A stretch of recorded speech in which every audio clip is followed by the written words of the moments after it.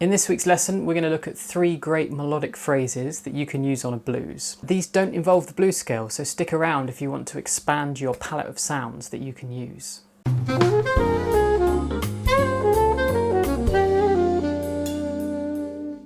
So in this lesson, we're going to look at these 3 phrases, and I'm going to show you how and why they work as well, so you can start to improvise with it and make up your own phrases too. I've also written out these 3 phrases with the note names underneath, so no worries if you can't read music. And I've put them into all 12 keys as well. So if you want to try out these phrases on other songs or other tunes that are in different keys, you've got it all there as a reference. The link to that is down in the description below. So I'll play this phrase full speed first of all, so you can hear what it sounds like. 1, 2, 3, 4. Alright, so we'll do it super slowly. 1, 2, 3, 4, 1.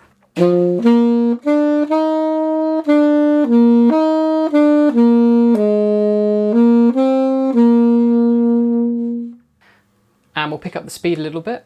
1, 2, 3, 4, 1.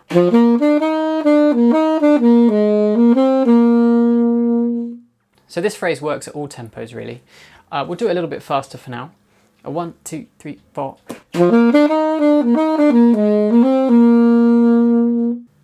Alright, so the next phrase is involving triplets.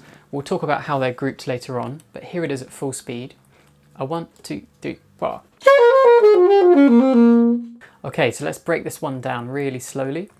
1, 2, 3, 4.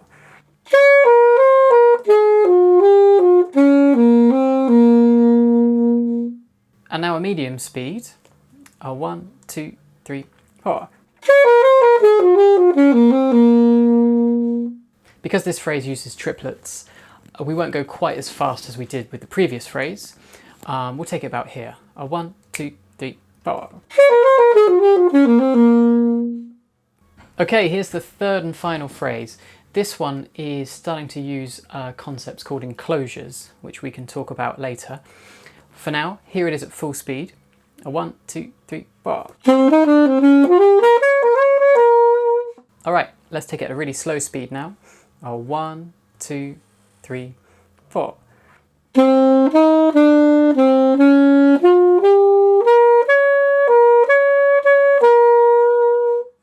And a medium speed now. 1, 2, 3, 4.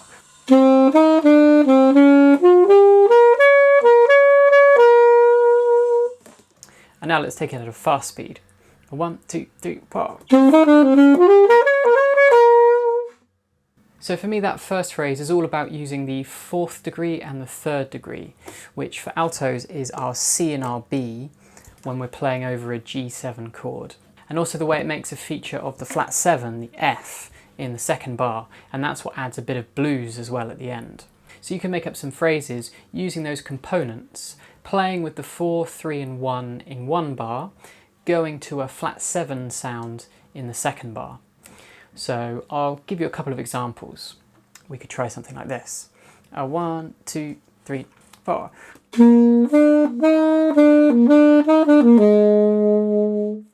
You don't necessarily have to resolve down to that F as well, so it could be something like this.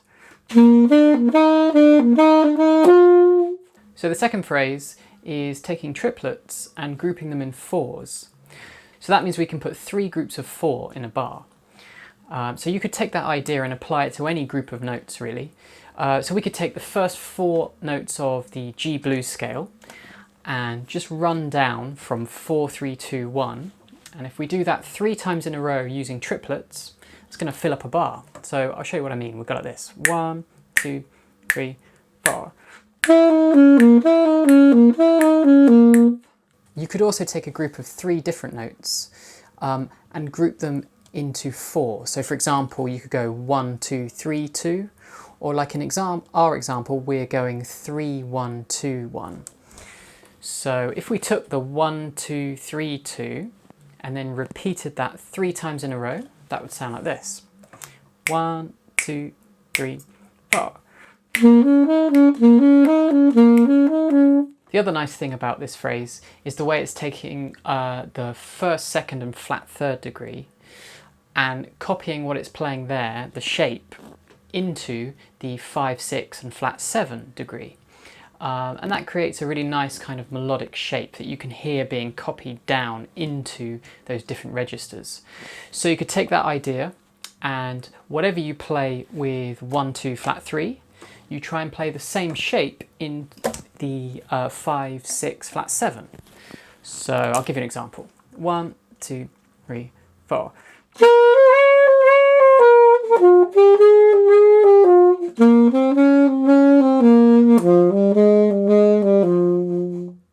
Of course, the phrase doesn't have to be coming down. You could also try going up. So let's try something like this. 1, 2, 3, 4.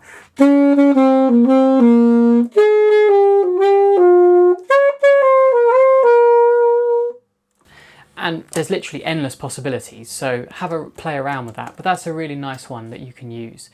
Alright, the last phrase, we're getting more of a bebop-y sound. We're getting that because what we're doing is enclosing the flat 3. We're starting with 2, 4, 3, 2, and then we hit that flat 3.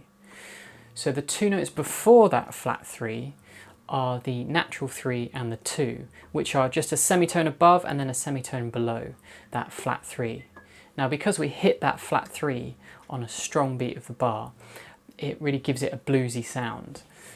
The other nice thing about this phrase is the way it's using the degrees 1, flat 3, 5 and 6. And that group of notes is a nice group to use. The 6 for me sounds more of it's a lighter sound than say the flat 7. So it's like we've taken some notes from the blues scale, the 1, the flat 3 and the 5, which is also the minor arpeggio, and then we've added in that 6, which kind of brings a Dorian, brighter sound to it. So you can try improvising with those notes and making up some phrases just with those 4. 1, 2, 3, 4.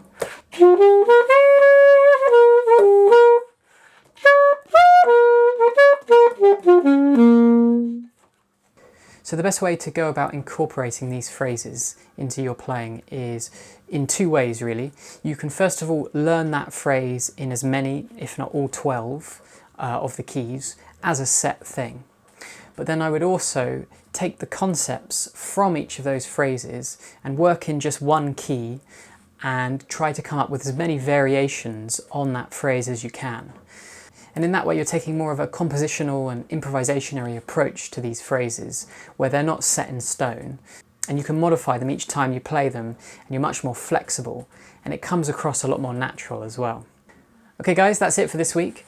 Don't forget to grab your free PDF linked in the description, and I release videos every week, so remember to hit the subscribe button. Let me know in the comments as well how you're getting on with this lesson and if there's anything in particular you want me to cover in future lessons. Alright, see you next week.